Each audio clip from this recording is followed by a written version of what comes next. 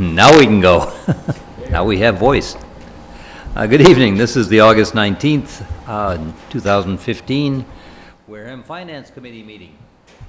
And thank you for coming on this beautiful day. I'm sure you'd all rather be someplace else. But beside that, let's call the meeting to order, and we would like a roll call if we may.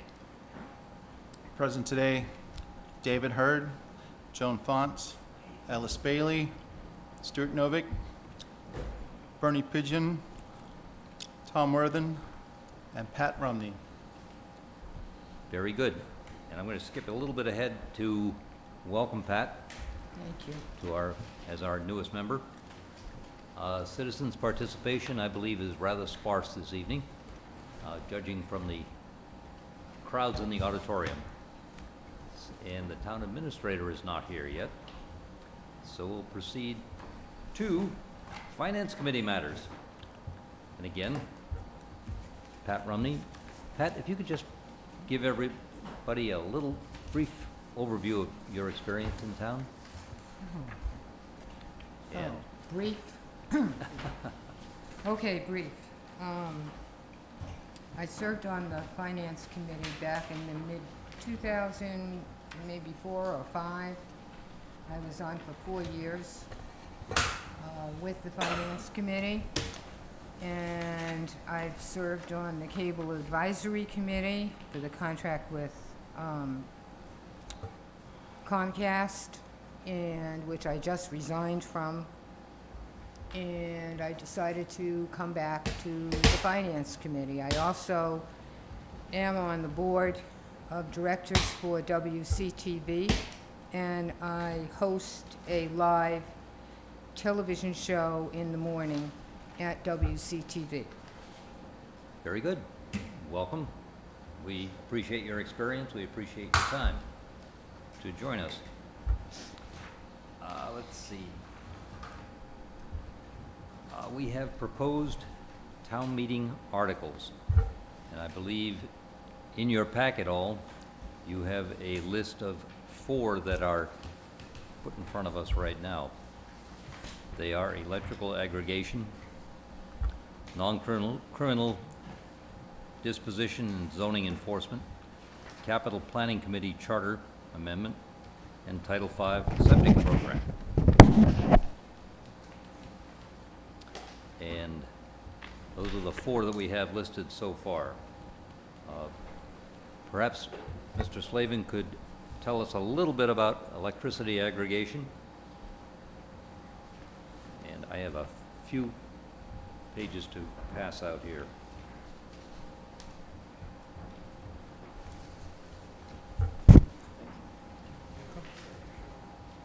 Pardon? She sent me the email, the contact information. We got Yes. Have you got a copy of this? No, I do not. Yes. You got one, Joe? Yes, please.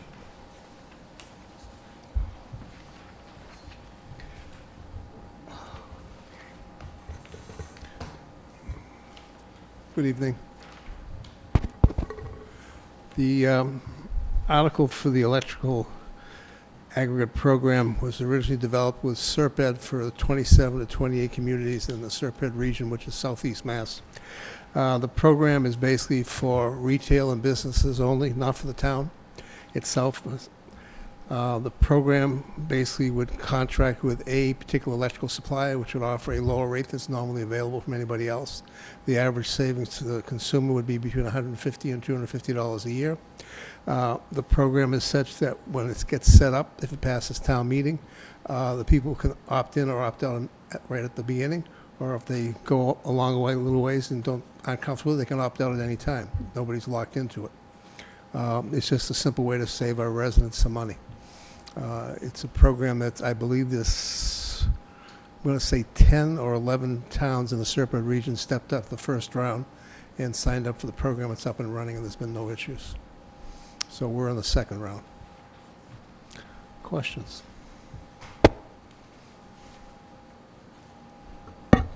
Thank you. On this, so this is a town-wide opportunity. What happens is basically the town would sign a contract with the particular electrical supplier, which would offer the lower rate. It would be guaranteed, and there'd be a savings to everybody. Again, any resident or any business, if they have their own deal or a separate thing, or if they have solar or other programs in place, they just opt out. So if someone feels they have a better deal right now or can get a better deal, They opt out. they are not committed to No, they just opt out. this particular And one. it's month to month, Hmm? sounds like. And it's month to month. Can be. You could go a couple months and decide no and opt out. Excuse me, I'm a little confused as to how a municipal is involved in providing a program to private business.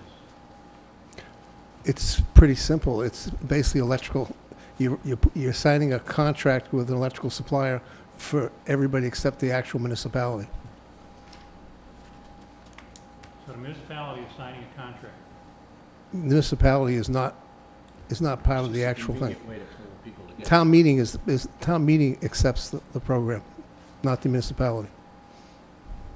I understand that. Mike? Bob said your mic's not working or not on, Oh, my mic isn't working at all? or it's not on, or you're not You've close, got better ears than I have. or you're not close enough. It's green already. You gotta get the mic fairly close or it doesn't work well. Okay. It's basically a program it's a regional program in which they get enough people to sign up, they can offer a lower rate. The town basically accepts that program, so it can come in and be put in place. And then again, the citizens can either sign up for it when it initially starts, or when it first comes in, you can opt out immediately. Or you basically are in, if you decide you don't want it, you can opt out. There's nobody that's locked in place. There is no downside to it. Oh, very good. It's just a matter of being able to aggregate enough different people together to make it worthwhile to someone to go out and purchase electricity at a lower price and guarantee the lower price. Are there competing companies? Is it just the one? We have the one that we have there, which is basically the one that worked through SERPED, which came out with the best overall program. And there's nothing to stop any other electrical supplier from matching the price also. Have we reached out to another electrical supplier to ask them if they would? No, because the program's already been vetted out for the last year with SERPED. It's been vetted out. Yeah, it's already been out. There's been different companies they've talked to. It's already gone through the process. We're just in the second round. It's already in existence. I know Carver has passed it. I don't know if it's the same company, but Yeah. I was talking to a coworker about it today.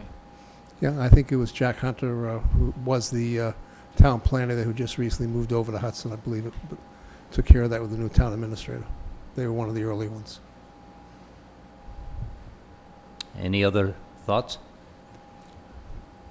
Before we vote on this, I would recommend that we have a representative from the company come in and make a presentation to us explaining what the benefits are to the town and answering any other questions that we may have. So I I'm would not agree. going to call for a vote on this tonight, but No. we will arrange for a further discussion on this matter. You can have a chair in a minute. All right. Okay. Thank you very much. And you've Mr. got the Slater. information for Mr., I think it's O'Rourke, his name?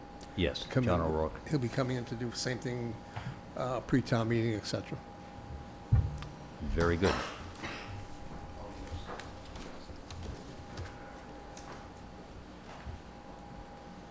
And I see our town administrator is here.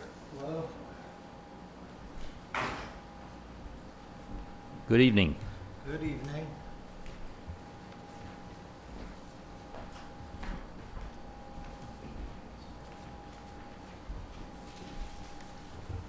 Pass those down.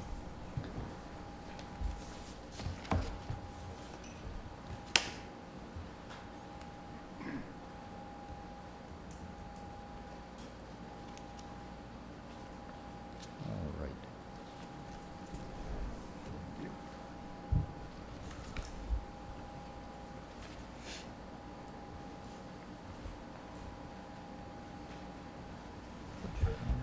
This would be the FY15 expenditures, and then the last 2 pages are the FY15 revenue reports.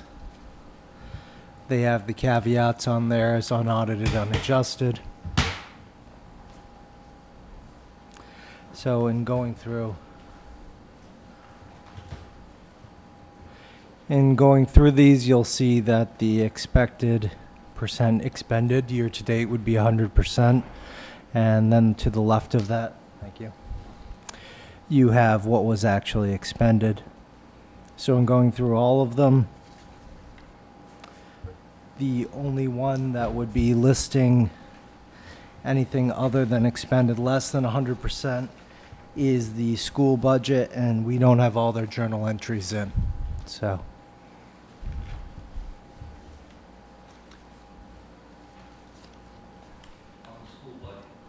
On the school budget, is there a schedule for completing the journal entries?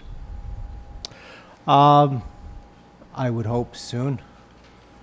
We would have preferred that everything would be done already, but that's our largest budget by far, so it's understandable it takes a while. So I know that accounting's working with them.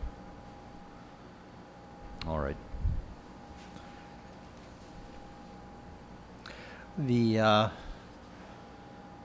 As you know, except actually the other caveat obviously is the snow and ice budget.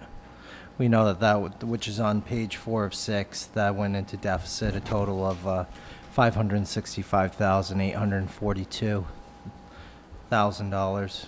So it was just under $900,000 expended this fiscal year.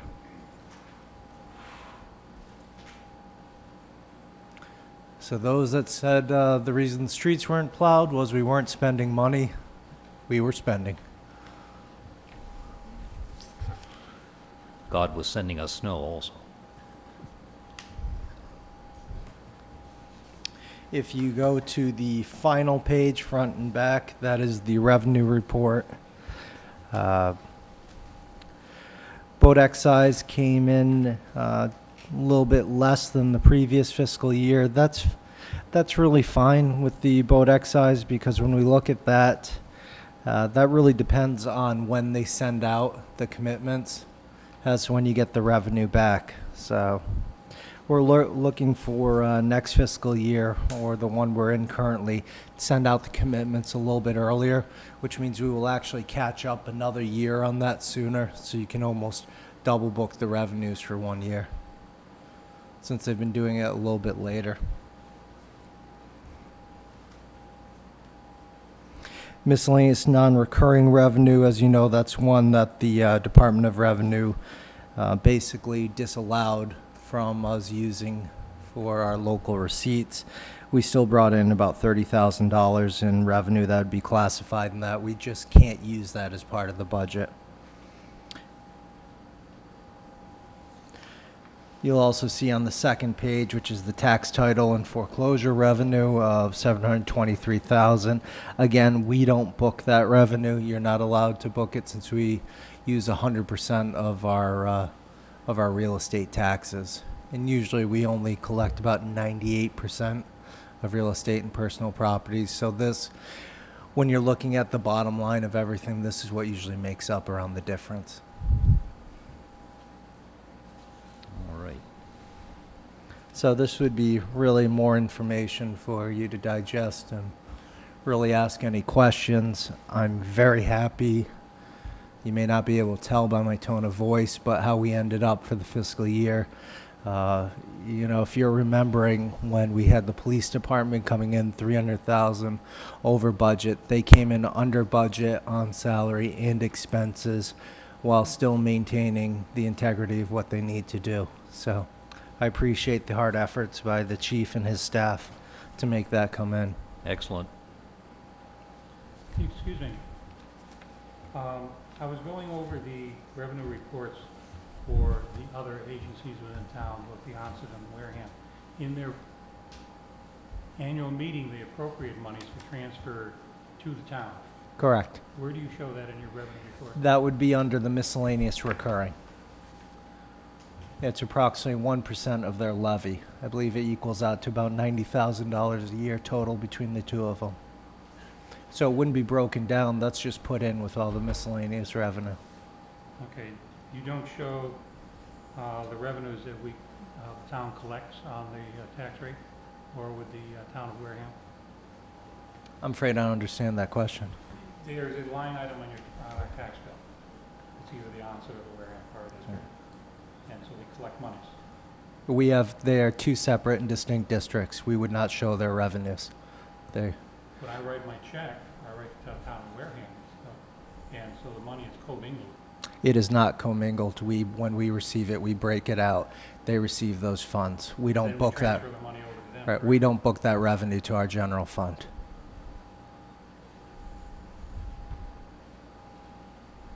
Do they pay us a fee for that? Yes, roughly 1% of the levy base. Sorry.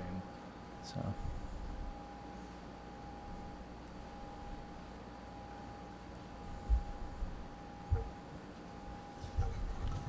Any other questions or thoughts?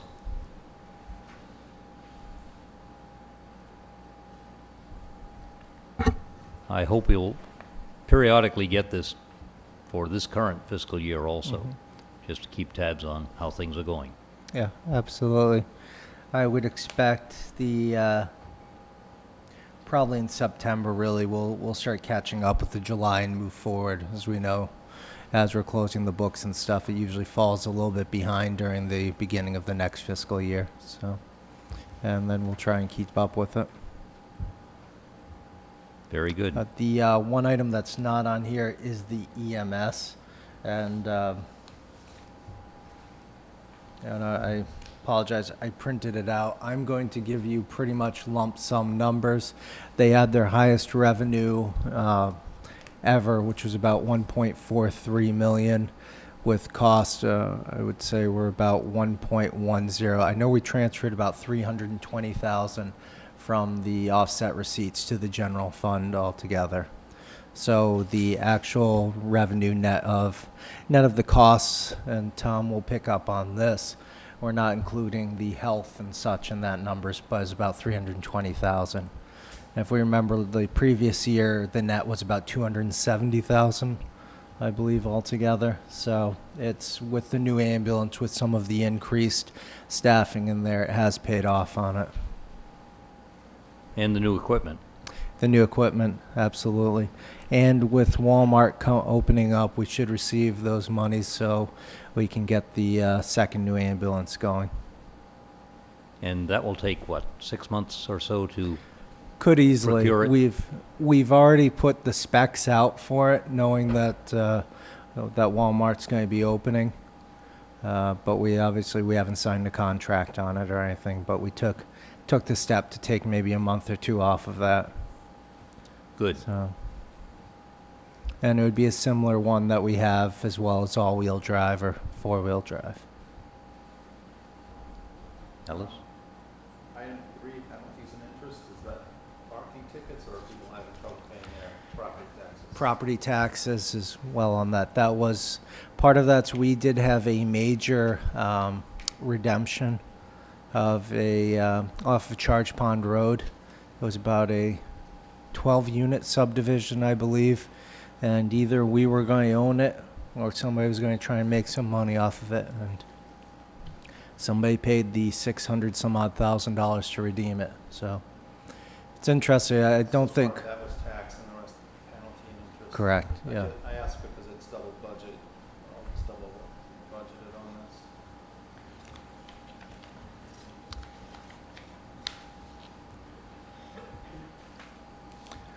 The Curious. number 3, are you talking about? Yes. Oh, almost double the budget. Yeah, that's, I would love if we had a bunch of those subdivisions redeemed every year, but that was sort of that was a one-time, but it's really helping offset what we had in the snow and ice deficit. So Is the new owner building or? it looks like they do plan on building that out. And as we know, going from, a parcel of land that's undeveloped in an undeveloped subdivision, maybe valuation's about 50,000. So just getting that going can up the valuation on that to about 90,000, depending on the houses. You could go valuation anywhere from 200, 250,000. I'm being conservative on that, obviously, but it's nice not only to get that past tax revenue back, but to get these new new buildings up and going. Restricted it to 55 and older, right? With no children. With no children. No children.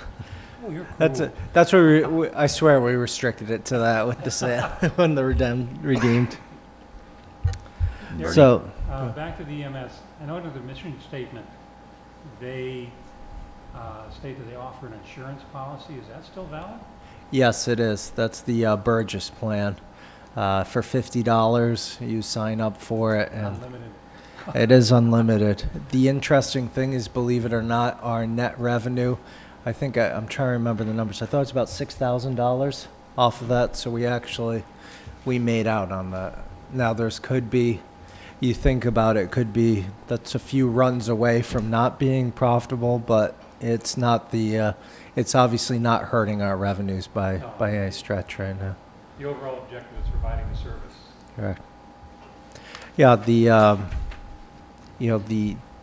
earning of revenue is a great benefit. However, we want to make sure that we're providing the best services to our residents, and that's where we're finally spending money, getting new ambulances and such, and not.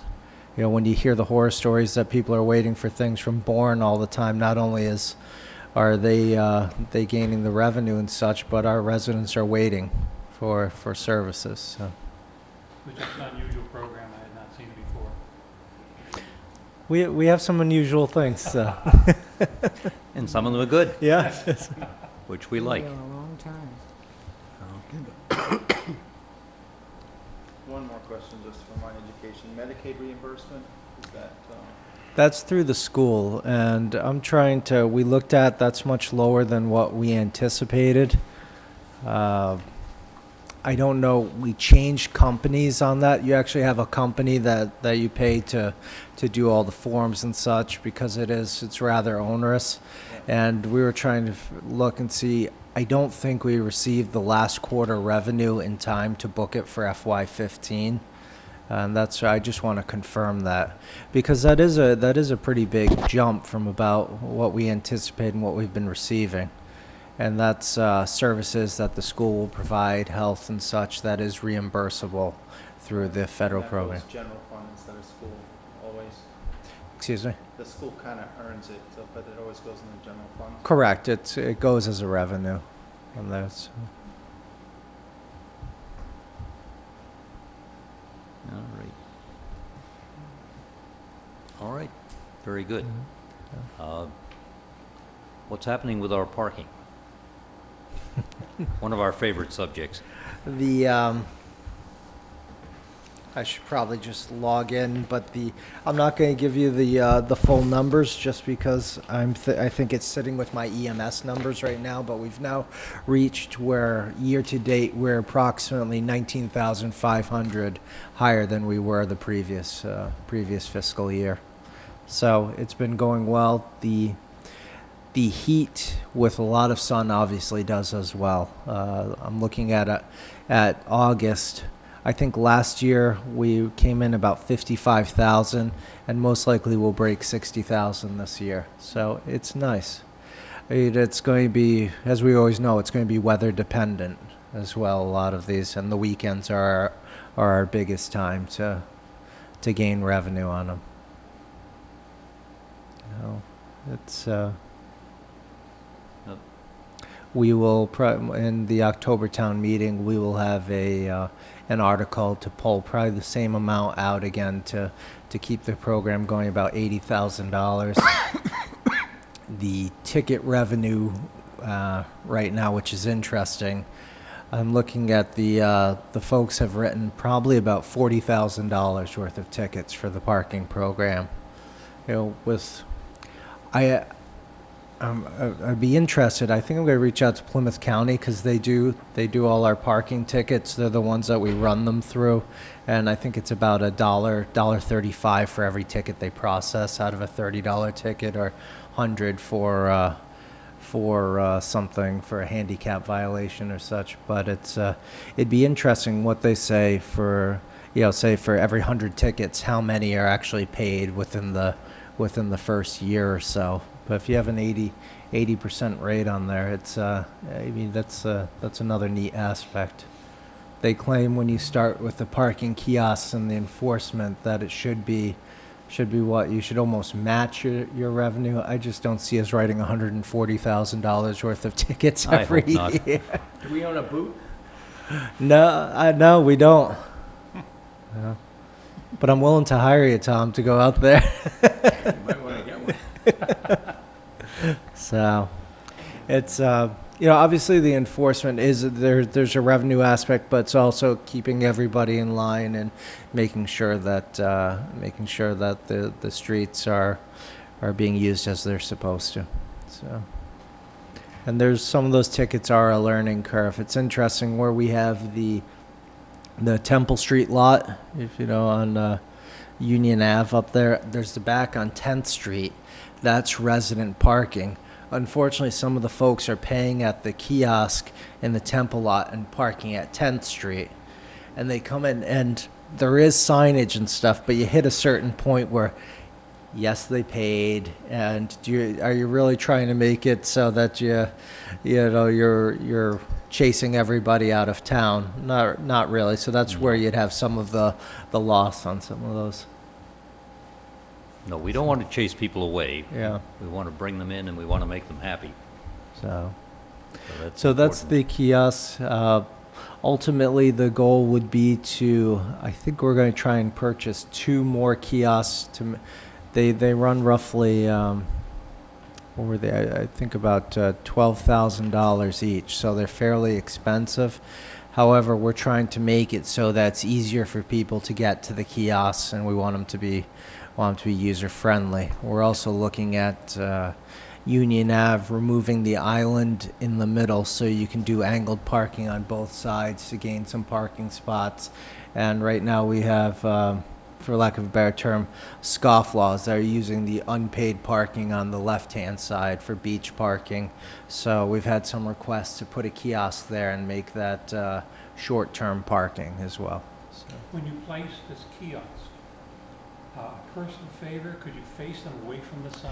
Yeah, that's been, I was in Pittsburgh and I looked, they had the exact same ones that we have, but they had literally built a hut over it. So we have, there's 2 options, face it away from, try and figure out where the southern exposure is and turn it to the other side. But there might be some other options, and before we spend that money on these, the next 2, we might see if there's another one that's out there that's working better, and see if we can't get some sort of value for the kiosks that we currently have. Also, the spaces around T-Stop, when you hear the news, like on Friday afternoon, there's a 3, 4, 5 mile backup. They're all free. Is there any idea of usage that they've put to or anything like that? Because that's a source, let's say for $10 probably for the weekend, while they go over to Hyannis and get picked up there. I can tell you, we haven't thought of that one. So let's. Down the road, perhaps. Yeah, no, but it's interesting thinking about that with the location that we have. We do have some parking available down there. That's a little bit underutilized, and it's obviously at some point we'd rather that they're parking there and staying and spending money within our town for the merchants and such. But But this always seems empty, and you're hearing the news reports of the backup going on. I would thought out of Bedford and Fall River, they're coming down 195. Heck, get off 6, park there Yep. for $10 and half the tea to go over. I still think we need to put up those old-fashioned signs along the highway that show the beach and such, and said you'd be there by now before they hit the bridge. And so, might just work. They're passing up a good opportunity. Absolutely. Definitely are. Yeah. Any other questions? I have one, and that has to do with the trash collection and pickup. How is that going in town? Have we had any concerns about that again this summer? We've had several, it's probably, I don't know whether you'd call them several residents, because I'm going to guess there's a lot more, so than what I'm categorizing it, but we've had them come in, they said they pick up the trash in the morning and such.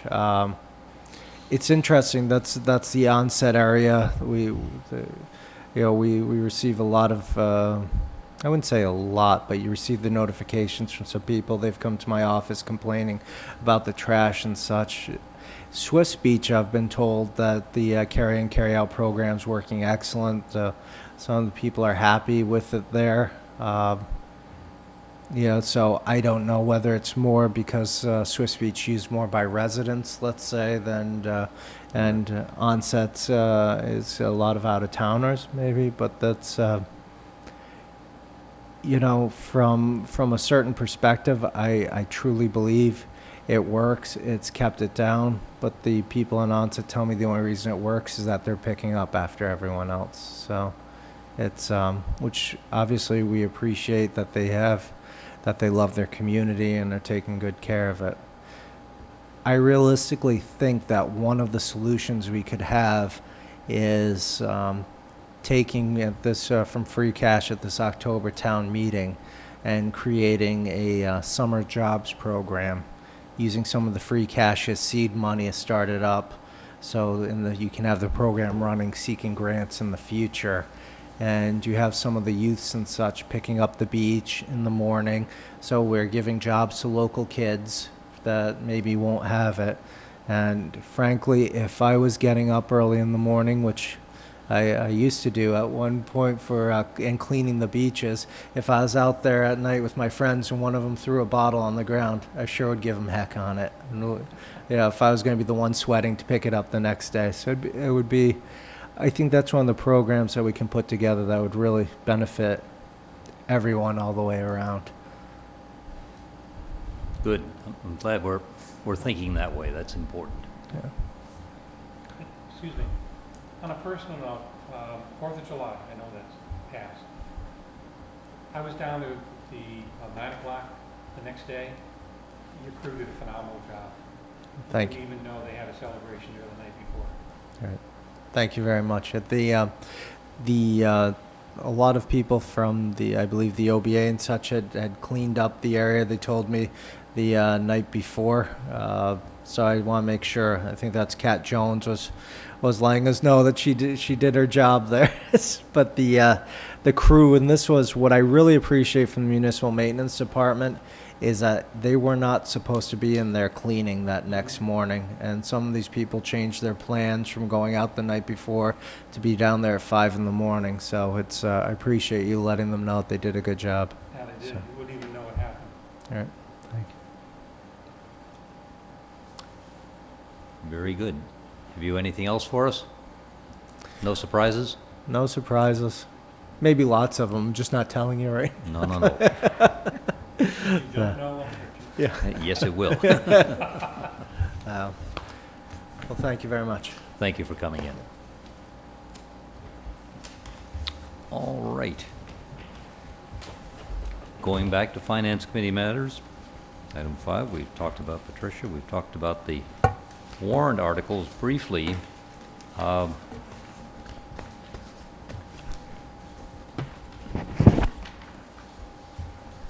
going to ask Mr. Slavin, excuse me, could you briefly describe the other 3 warrant articles that we have here?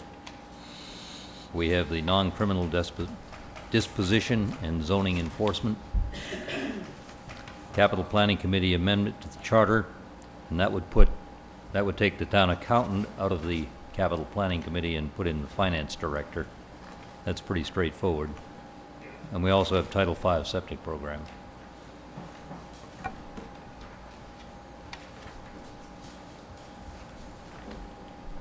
The septic program's been, basically that program's been in for, I think, a couple of years. It's just a reoccurring article that comes in. Excuse me? It's just a reoccurring article that comes in. All right. There's nothing special there. Yeah. They go ahead and people who can't afford or whatever, we finance people, through CETA, which is a nonprofit, and then we get paid money back, and they actually make a little profit, which they build their fund to, so they can loan more money. All right. So that's an ongoing program. It's a standard program. Most towns actually have something like it. If they have EDIC or CEDAR or some kind of, internal program to help residents when they have issues with those type of things. All right. And the second was the non-criminal disposition and zoning enforcement? I think that was just something to clean up some language, if I remember right on that. That's all it was. All right. I'm assuming that if it's zoning, it had to go through the planning board to submit it. All right, it hasn't gotten there yet. They would have had to submit it, so if it's a zoning article, planning will have to have a public hearing on it anyways before town meeting, which I don't believe Fine. has happened yet. But again, I believe it's strictly some language issues. All right. And I believe there are some CPC articles that are coming forward also? 7. 7. All right. They'll be before the Board of Selectmen, I believe, on the 25th. Very good. And we'll be, again, voting whether any town article from town department, anything that's not a citizen petition article, as a rule, except for the town administrator's budget, any of those articles that come in from the different departments and stuff, commissions, boards, et cetera, the Board of Selectmen by policy, the first thing we do, we review the article, make sure it's proper to go through for town meeting, it makes sense, et cetera. So we actually vet the articles ahead of time. It's not whether we approve or disapprove. We basically go ahead and say whether or not they're proper for the town to go on a town meeting warrant, if they're written properly or if they're, constructed properly, or if there's issues, as far as legality, et cetera. I expect to see some articles not get to town meeting warrant. All right. Any thoughts, questions? All right, thank you very much. We'll send you the bill at the end of the day. Very good.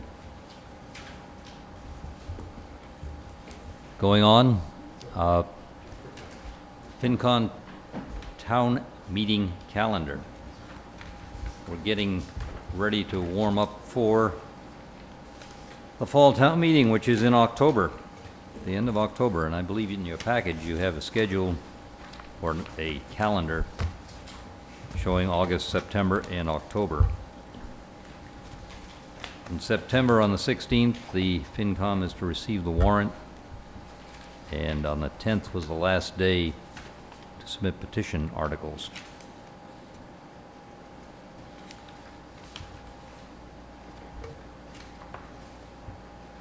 On October 7th, we have the last day for us to vote on the articles for the warrant. And by the end of that month, end of that week, excuse me, is the last day to get all the information into Kelly so they can finalize the warrant. Which means that towards the end of September, we're going to be pretty busy in the beginning of October. Wednesday the 7th being the last day to vote, I think we should schedule a meeting then, October 7th. And probably on the 16th and the 30th.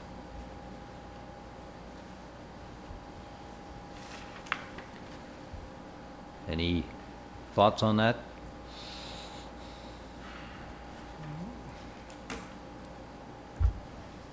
There being none, why don't we schedule FinCom on the 16th of September, the 30th of September, the 7th of October, and will we need one on the 21st? Why don't you make one tentative? After the 7th? All right. We'll have a mock town meeting on the 21st.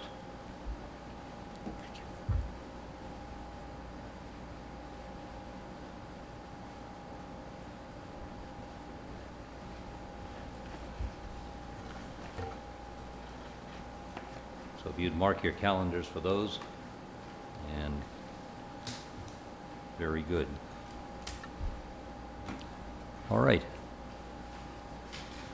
Like a motion to approve the minutes on June 24th. So moved. Do we have Second. a second? All those in favor? Right. Aye. Anyone Abstain. opposed? We have one abstention.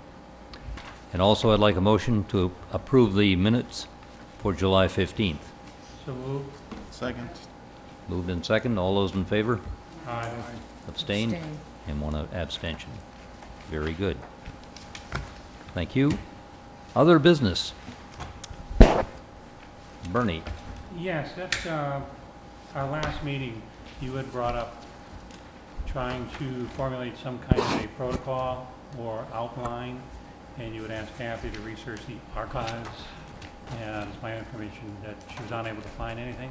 I Correct. got to thinking a little more deeply about it, and I thought it would be very helpful, your suggestion, to the petitioners, because before we see them, they're going before the selectmen.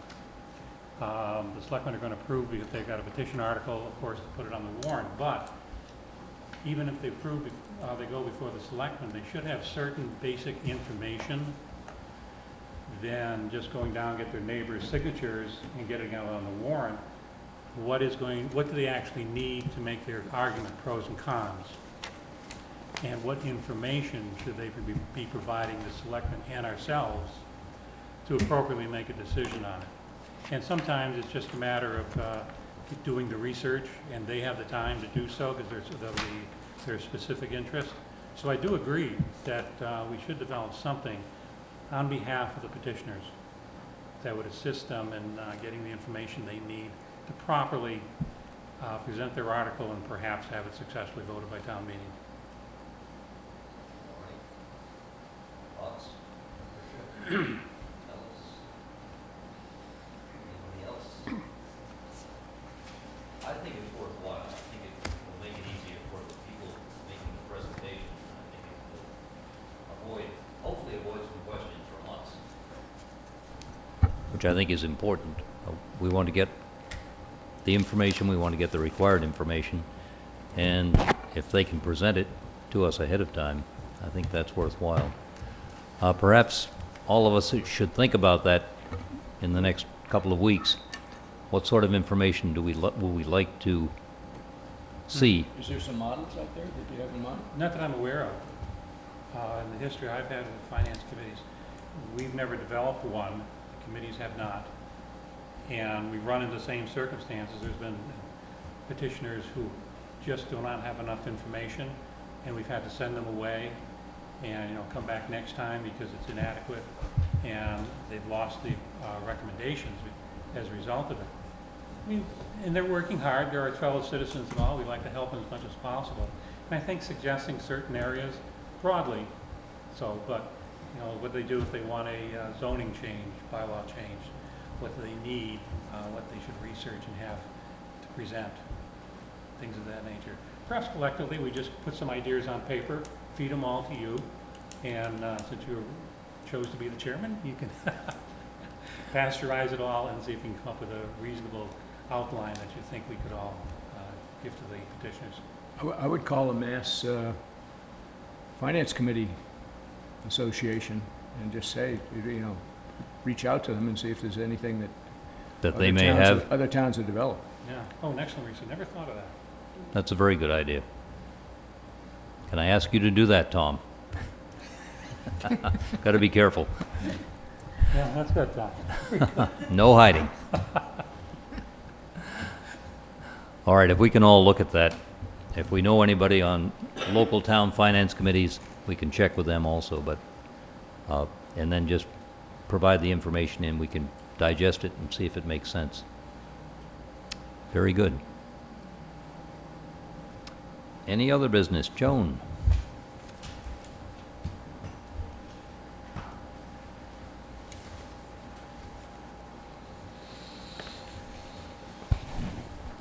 Okay, boards and commission liaisons.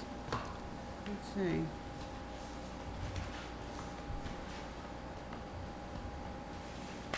I'm going to keep going. Can you pass that out? We made a temporary recommended listing of liaisons on different committees that the finance committee should be on. And again, this is only recommended. It's for each and every one of us to review and see if where you've been recommended, whether you would rather be on another committee, and with the approval of the chair,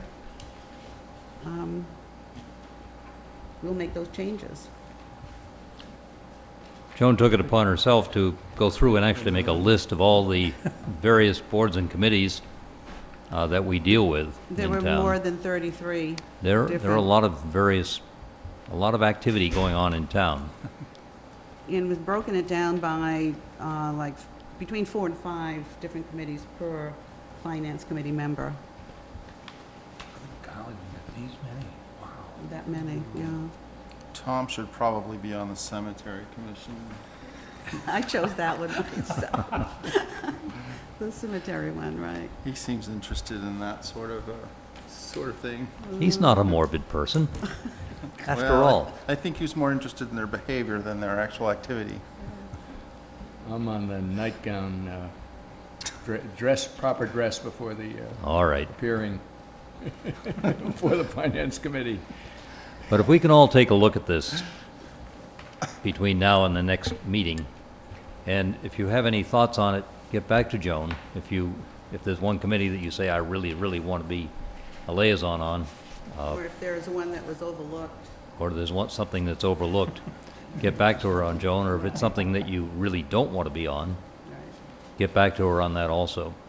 The liaison is the amount of time and effort that goes into it can be as simple as calling the chairman of the particular committee and just asking what's going on, or it could be participating or actually attending some meetings if necessary.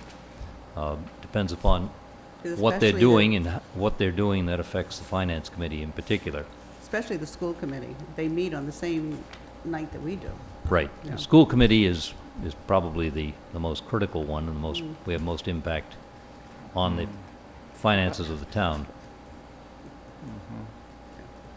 All right, so take a look at what we have here.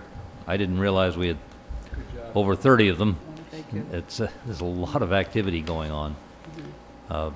And get back to Joan. Thank you very much. Yeah, thank you. All right. Is there, Tom? It's sort of a left field question. Heard on the radio this week that Bourne library is got some problems satisfying the state restrictions, and they're going to have a 2.5 override. Does anybody know what's going on in Bourne and what their situation is?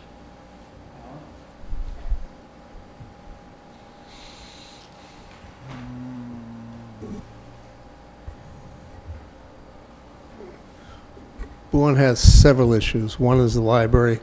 The Proposition 2.5, Bourne is a lot more conservative than most towns. They usually have a fairly good, several different funds they work with. They have certain minimums. When it gets below, they just automatically just cut services, cut expenses. When they go with certain numbers, they really, whatever it is, they don't care. That's it. Have they ever had a successful override? 3. 3 of them? This will be the 4th. There is one coming. And they've passed every time? It's a different community, Tom. Holy And I can tell you ahead of time, this one will pass also. And they have, Well, so they're over 2.5 anyway. I mean, that's, well, you're still at 2.5. You have your override, then your 2.5 number just changes, and that's your new number. Then you go 2.5 over that new number. They've got their own facility, for the disposing of rubbish that Falmouth and other towns are signed up with. They generate quite a bit of money there. They generate money from the government for the facilities that are in Bourne, et cetera. They're a little different than most of us, but this stabilization fund, they try and run a $10 million balance, things like that. So like I say, when they go below a certain number, they cut school, they cut police, they cut fire, they cut whatever they have to. They won't spend more than, they'll keep those numbers there no matter what. They also have an issue like we have with the school choice. I believe they're going to come to Wareham, and I'm probably speaking out of turn, to ask us if we would support speaking up against the Upper Cape Tech budget because the budget can go up anywhere from 3 to 10%. The rest of us are locked in. And I guess it's finally hit them with the number of students in the last year that have moved over. We've been the only town that's ever said no, but you have 5 towns, and you have to have at least 2 out of the 5 object to the budget to get anywhere. So one town, it's, you know, you can make noise, it gets you nowhere. It looks like this is the first time in a long time that there might be 2. So where are they, is it health benefits and the usual demons that are getting them in trouble? It's the same as all of us. You know, you have, you're restricted on how much income comes in, you know, what you're allowed by the state. You know, the cherry sheets work and don't work, but at the end of the day, your expenses, no matter how much you do, there's certain things that are fixed and locked in that, you know, your medical and health benefits, you know, are completely out of control in this country. Is there any opportunity for us to share services to? I've contacted a couple of the selectmen that I know fairly well about regionalizing some things, even asking them in the next 5 years, if Wareham continues the way the school department's going, would you consider regionalizing the school between the 2 towns? Looking to save money that way. So this, between myself, the town administrator, there's meetings constantly going on. It's just not publicized. But we're looking at things well ahead of time. We're not going to wait until it's too late and you have to make a rash decision because you're up against the wall. So there's a bunch of things going on. Same thing with trash. You mentioned earlier where I'm working on a program with CMAS. We might be able to put something together down the line for the town again. Well, in the call center, the, whatever it is that, where we Dispatch? dispatch areas? We're, again, Serpent has, you know, been working hard through the state. There's funds, state and federal, you know, for regionalized dispatch. We always have to remember the state of California has 2 dispatch centers for the whole state, you know, so it's kind of embarrassing. And we have 3 in our own town, actually 4 in our own town. It's even worse in Boswell. I think they got 10. We're working on it. It's just a matter of getting people to be willing to accept 1 dispatch for 3 or 4 towns. Who has control? It's coming because we're being forced into it dollar-wise. But there's got to be some, I mean, they've got to be more receptive than. This is New England, Tom. Marion. You know better than I do. Everybody's stubborn. They don't give in easy. They don't change easy. Change is hard. A lot of the difficulties too, some of them have upgraded already, and you've got other towns that haven't done a thing. Well, the whole idea of when you talk about this, and we've been on this for 5 years now, is that if you took, even Wareham did, but if you took 3 or 4 towns in the area, you could do at least that, if not more. You would be able to get the highest quality equipment, et cetera. You'd have less personnel, and you could do it for less money per town overall. Hingham, Cohasset, and Situate? There's out west, I think in the western part of the state, there's the small little towns, there's got to be like 10 of them that have a single dispatch now. It's working fine. You just have to break down that thought process that, you know, someone calls in, they're not going to know where we are. Well, between, you know, Google Maps and everything else involved today, there's nothing you can't find. The only problem you have is when someone names one street the same as 3 or 4 other streets in some towns and the numbering system's messed up, then you might have issues with dispatch. But overall, it's a pretty safe system. It doesn't require. You have the cell phone issue also. Yeah, You don't go to your own town. no. Cell they have to transfer you. The way that is, the cell phones don't work in certain areas. But again, you know, when you have a really high-tech system that you're generating from one spot, all the equipment you need, everything works fine. They'll get there. Should we, as a finance committee, reach out to their finance committee and get together and see if there's some? You could, but I think it's really going to come mostly through the town administrators who meet monthly, and they do meet monthly, and get them to start, and then they'll get their board. But we all have the same problem. It's got to go through town meeting, Yeah, no, I understand. and that's once every 6 months at best, you know, unless you call a special. And you've got to get people, you got to sell the program and get people to come and vote on it.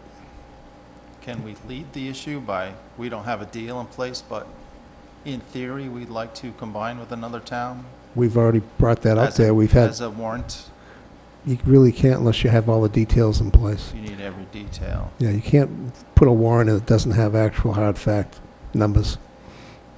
No. You can have a thing that would like to do something, which you basically the Board of Selectmen can do, saying Yeah. that they would like to initiate something as, you know, as guidance and policy, but you can't physically force something in because the town Right, has to I'm vote just for it. wondering how you pull it off if no one's going first. It's just simply to what we're make doing a- now is we have, I put together meetings with 8 or 9 towns in the area. I've done 3 or 4 now in the last 4 months. We sit and we talk, and the information comes out, and they say, yeah, we'd like to do it, and they start to put pieces together, and the town administrators do it on their end because they take care of the day-to-day, and that's how it works. It will happen. Unfortunately, we all have to kind of take a deep breath. It's municipal government, it's New England, and you have to understand it takes a while. You can't, if you force it, then you get kickback immediately. Sure. We all learned that the hard way. I'm chuckling because I'm thinking of the, what you're going through to decide how to repave County Road. Well, I had to get the 3 towns together because none of us can afford to do it. I'm on the Serpent Commission, but I'm also on the executive board and a few other things with Serpent. And one of the MPO that I'm on, we actually set what roads get fixed when, what time, what year, et cetera, and to what degree dollar-wise in Southeast Mass. And we're tied up to 2020 right now, money-wise, because we're short, going to be short money as always. That the gas tax, floating with the inflation, everybody thought was terrible. It was not good. It's probably going to cost the state of Massachusetts $2 billion in road work over the next 5 years. It won't happen. So it's just, people just don't understand how things affect the other. They could stop sending, 50% of it to the choo-choo trains, and then they'd have more money for roads, but No, just saying. we really should have commuter rail here going at least to Buzzards Bay. Everything's in place. They've already invested money fixing the rail. That thing is ready to go. It's a very little Yeah. income. The South Coast Rail is a $2 billion project. It's a little Yeah. different animal. But again, it sounds like a lot of money, but if you figure out at the end what the financial benefit is going to be for all those communities and everything else, long term, it pays for itself. I believe I don't know how many personally. people are going to commute to Boston from here. I've tried it. It kind of sucks. Yeah, but if you have a real good rail system that's working and has enough volume, it works fine. There are people who do it because you want to be able to earn enough money. It's hard to get good paying jobs here. They're not a lot. I understand why the motivations. The cost to live in Boston. Well, that and this, down here is very inexpensive to live. Nobody wants to understand it, but Wareham's got one of the overall lowest tax rates around. If you figure all the different things in there, we're really low. And it's, when you have rail, you have what we call village complexes where you'll have economic buildup all around the actual rail stations as well. It all works. It's simple. Europe actually was smart. They decided not to adopt the car as a means of transportation. They have rail. We went with the car, which means we have a whole different industry and infrastructure. Wow. And theirs was sustainable, as is it. Eisenhower. But revisionist history is always easy. I have a question for you, David. You were talking Yes. about are you talking about the petition articles that citizens put in? Yes. Those articles are controlled by charter and bylaws. Town council really can't. We try and help a little bit, and even the board does, but we're really not supposed to spend, again, public money for private uses. So town council really isn't available, number one, but we try.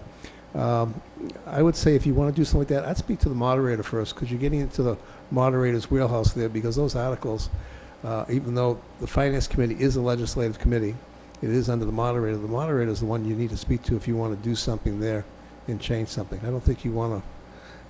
We don't want to mess with Claire.